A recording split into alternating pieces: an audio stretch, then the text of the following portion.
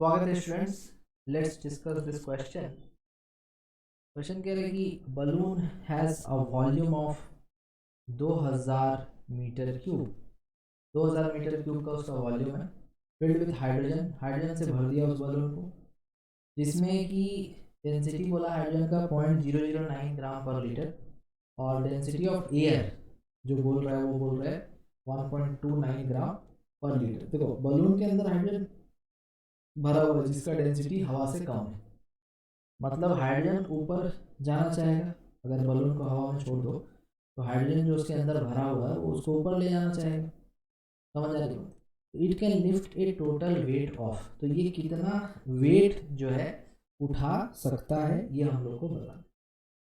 तो let's see, तो ये चार ऑप्शंस गिवन है, इनमें से चूज करना है कि ये कितना वेट उठा सकता है।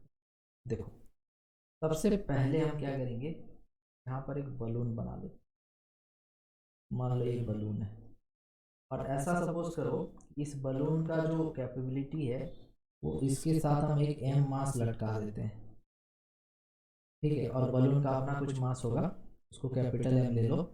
तो टोटल जो नीचे फोर्स लगेगा वो कितना लगेगा, एम प्लस एम इंटू जी।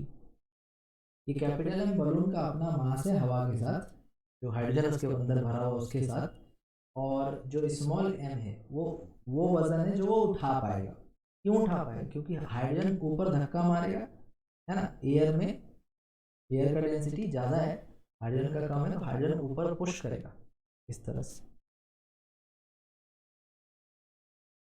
ठीक है, समझ गए? जैसे तुम इसका एक सिंपल सा एग्जांपल ले लो कि तुम एक फुटबॉल को पानी में डुबा दो। पानी में डूबेगा वो ऊपर जाएगा।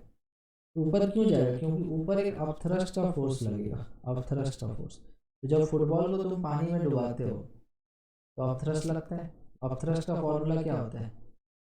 रो किसमें, जिसमें डुबाते हैं, rho of liquid into volume submerged into g. किसमें डुबाया है इस बलून को? एयर में। हाइड्रोजन में नहीं, हाइड्रोजन तो उसके अंदर है। बलून को डुबाया गया किसमें है? एयर में। एयर का डेंसिटी लेना, हाइड्रोजन का नहीं।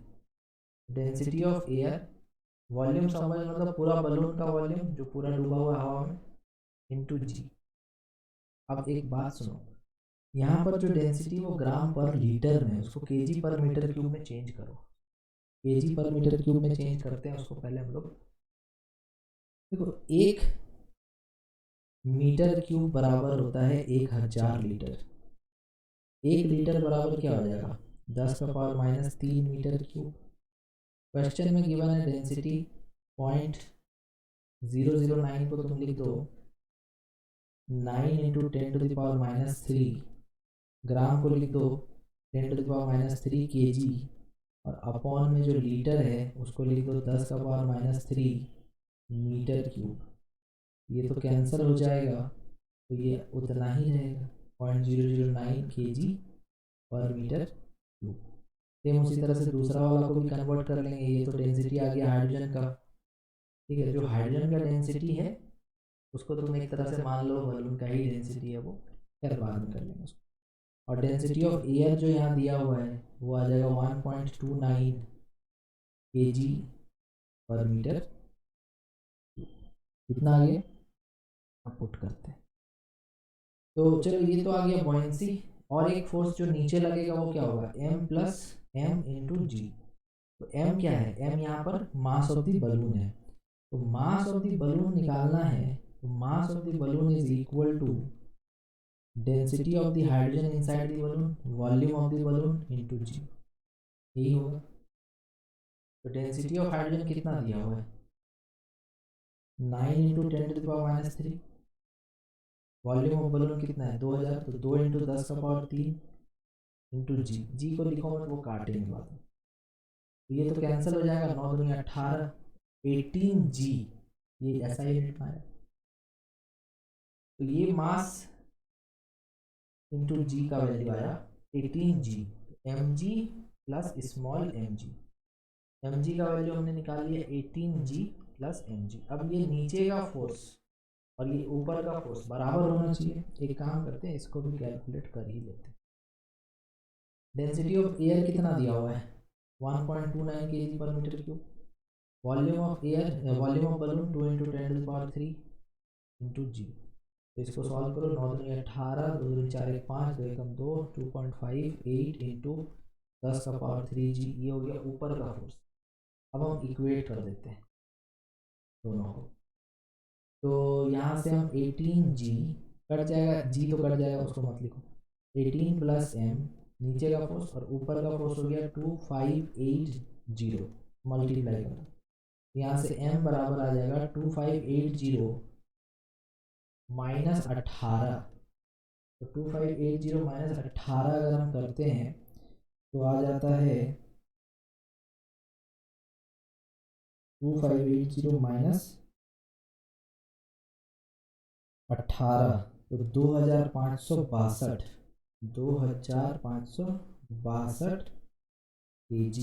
ये मेरा आंसर यहाँ पे आता है। अभी हम लोग चेक करते हैं क्या ऑप्शन है जो सही है। 2400 हमारा आ रहा है 2562। तो लेट्स सी, तो एक्चुअल में यहाँ पर जो क्वेश्चन है, एक मिनट, ये जो क्वेश्चन दिया हुआ है ना यहाँ, ये जो वैल्यू लिखा हुआ है, ये वाला वैल्यू क्वेश्चन में थोड़ा सा मिस्टेक है।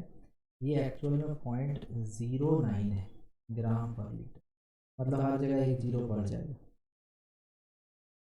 ठीक है, यहाँ भी एक जीरो रहेगा, 90 रहेगा, मान लो 180 जी आएगा यहाँ पे। ठीक है, 180 होगा। अगर हम इसको सब्ट्रैक्ट करेंगे 2580 - 180 तो ये 2400 यहाँ पे। ठीक है, बाद बाकी तो सब ठीक है और कहीं कुछ चेंज। ठीक, तो इस तरह से इस क्वेश्चन को हम लोग को सॉल्व करना था। तो आई होप तुम ये क्वेश्चन समझ पाए होगे। Thank you so much for watching.